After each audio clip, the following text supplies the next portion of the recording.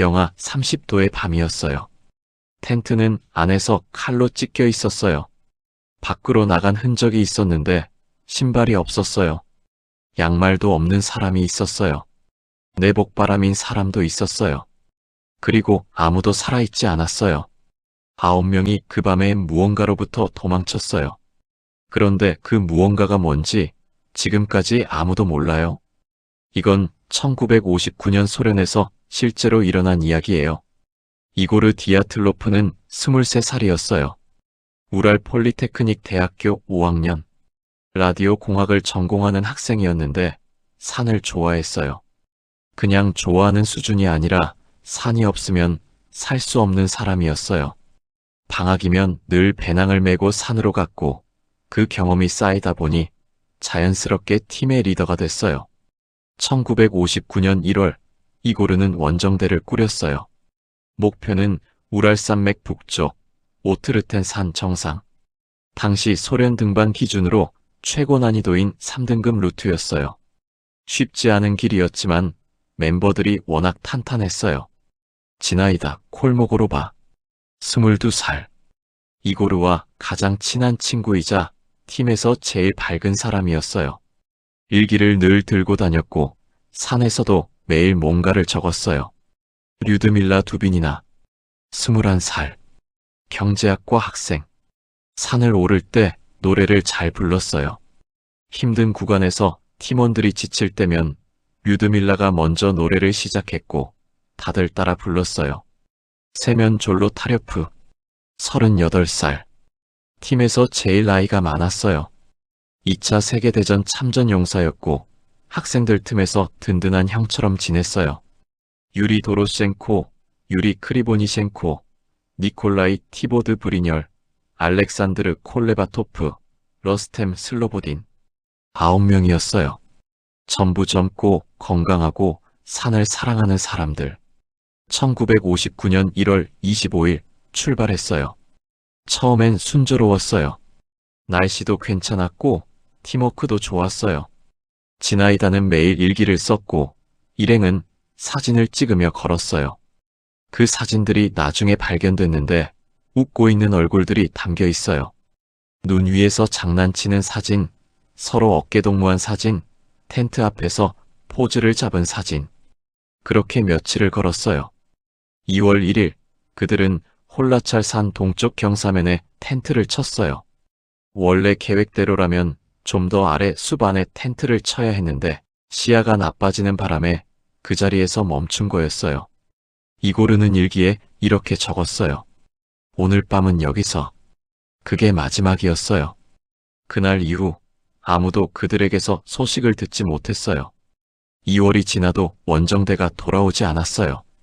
처음엔 일정이 늦어지나 보다 했어요. 산에서 그런 일은 흔하니까요.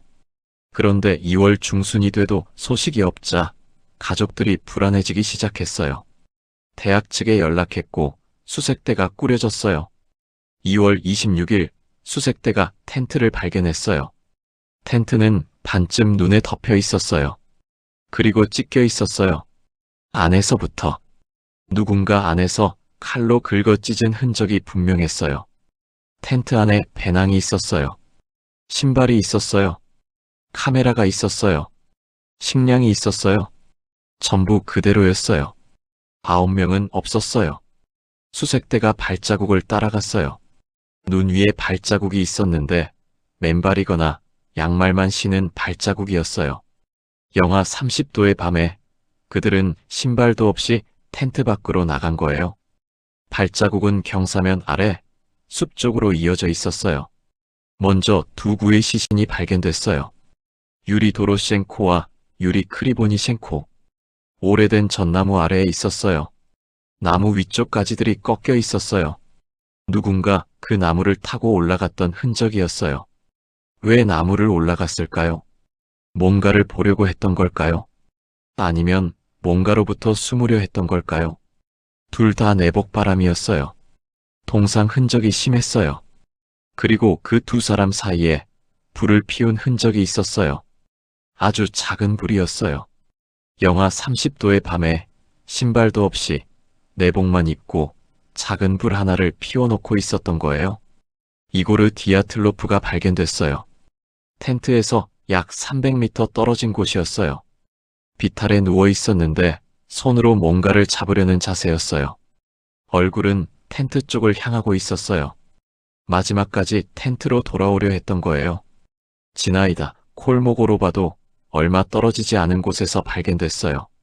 텐트를 향해 기어가다 멈춘 자세였어요. 그 사진이 공개됐을 때 보는 사람들이 울었어요. 영하 30도의 눈 위에 혼자 무릎을 끌며 텐트로 기어가려 했던 22살 여자아이. 일기를 늘 들고 다니던 팀에서 제일 밝았던 지나이다가 그 자리에서 혼자 숨을 거뒀어요. 그런데 진짜 이상한 건 그 다음이에요.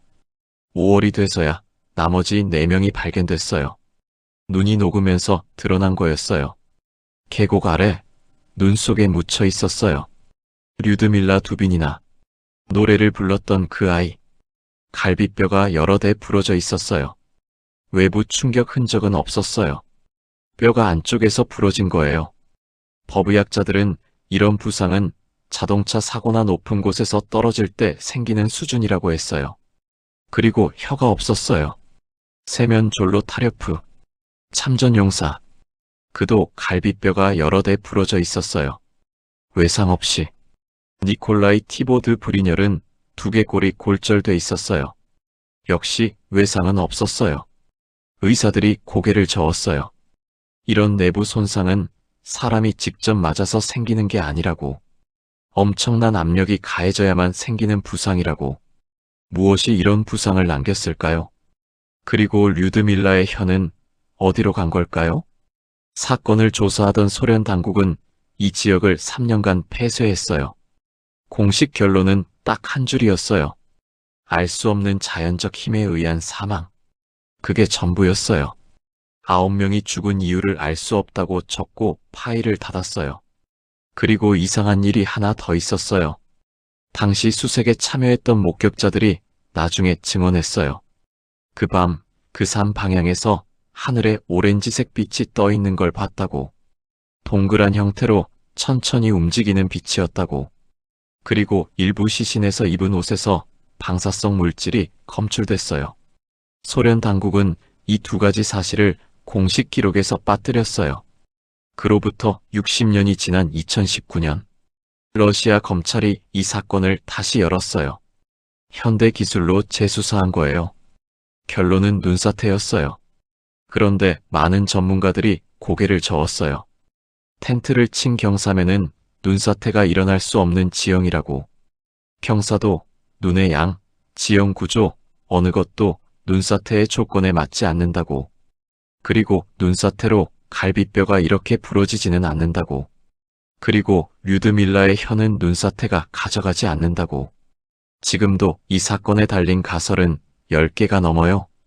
소련 군사실험 오류설, 저주파, 음파로 인한 집단 패닉설, 카르마 종교의식설, 외계 접촉설. 전부 가능성이 있고 전부 반박이 있어요. 진실은 아직도 그 산속에 있어요. 그 9명이 마지막으로 찍은 사진이 있어요.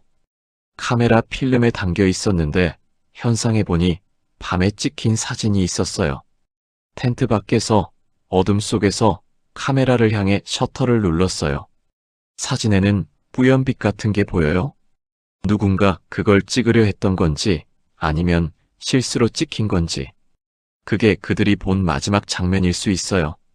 이고르는 그 밤에 뭘 봤을까요? 지나이다는 무서웠을까요? 류드밀라는 마지막 순간에 노래가 생각났을까요? 아무도 몰라요. 그 밤은 아무 말도 남기지 않았어요. 매년 2월이 되면 러시아에서 그 산을 찾아가는 사람들이 있어요.